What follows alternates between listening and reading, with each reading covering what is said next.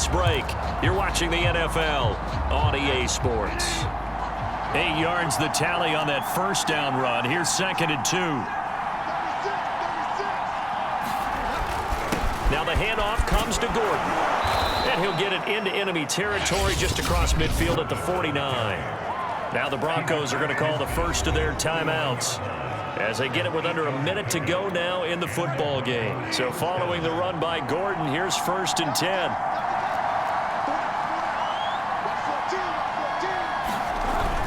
And he'll give it here to his running back. 5 yards is the tally on first down. That brings up 2nd and 5.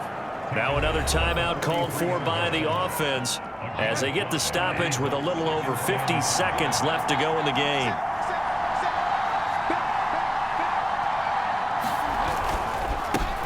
They'll run with a backup. This is Williams. It'll be a pickup of a couple, and it leaves them with a 3rd and 3.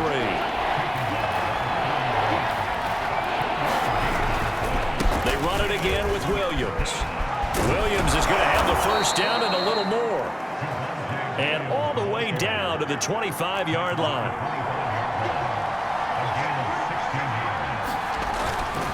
Now a first down carry. It's Williams. And they'll get him down after a pickup of 8. 2nd and 2.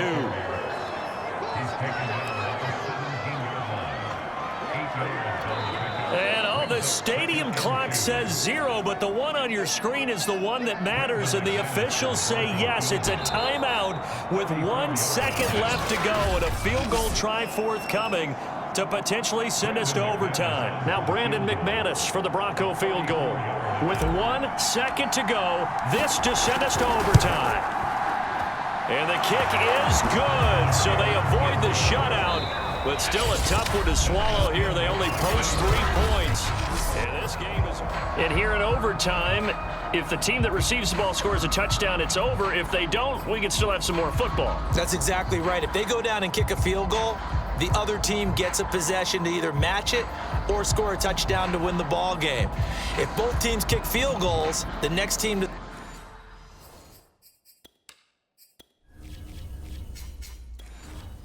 score wins. But if the receiving team throws a pick six or fumbles the ball and it gets picked up by the defense and they score, the game is over at that point. Each team with a possession, each team with a field goal as the kick is away. From his end zone, it's Demetric Felton. And he's up past the 20 to the 22-yard line.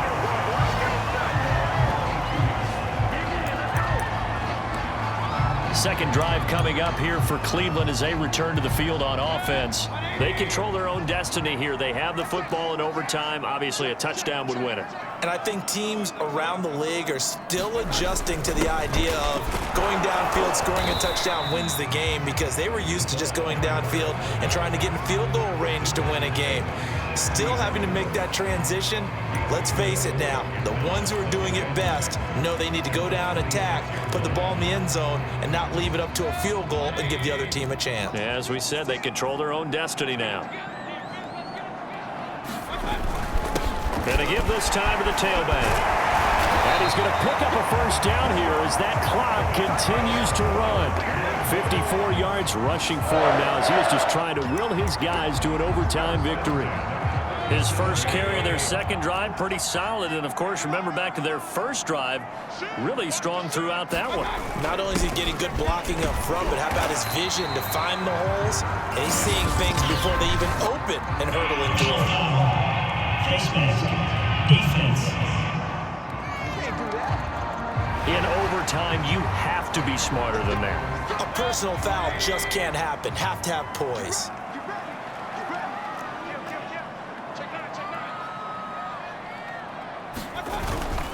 The fullback Janovich on the handoff. And he gets it inside the 35 and just shy of the 30. And we're going to get whistles and a timeout with 3 seconds left in the extra session.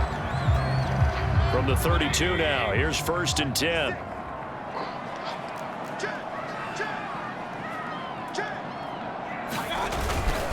They run it again with Janovich.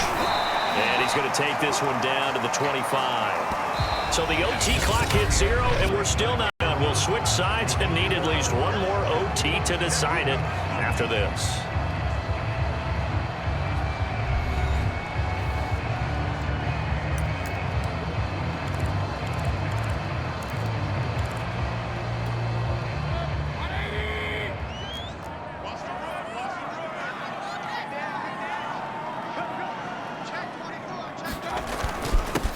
backfield, hands it off to Chubb. And he'll be brought down at the 21, just shy of the 20 in the red zone.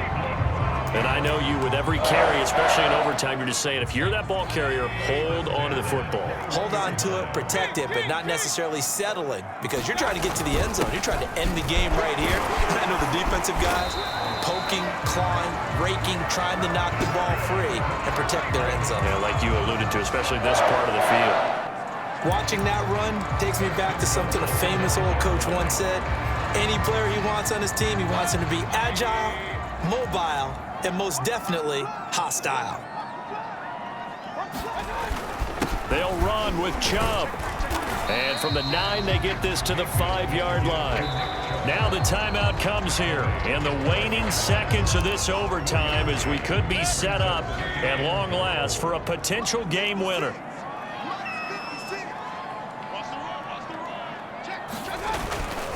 They'll try again with Chubb. It'll be a gain of 5, and it's going to set up a 3rd and goal. One time, how about 2? We need another. We're still even. We'll switch sides and have that second overtime in just a moment.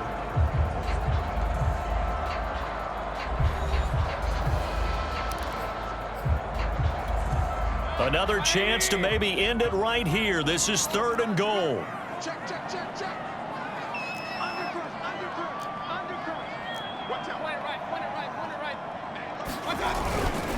They'll give it to Chubb. And he's into the end zone for the touchdown and the game winner in OT. We needed extra time to decide this one. The rushing score in OT finishes it off, but all throughout, really just a great game to witness. I agree, and the whole time we were watching and working on this game, I had it in the back of my head. We could get to overtime. Just the way this game went, the ebb and flow of it all. And then to get there and finish it, what I would call old school way, a running play. Because in today's NFL, we throw the ball to ring the bell, don't we? Not there. They ran it in. And again, just a great, great game that we bore witness to. Well, Charles, the old saying, the old cliche, if you will, points at a premium. That certainly applied here, didn't it? And that almost felt like opened up a time capsule, didn't it? Old school football, low scoring, close game.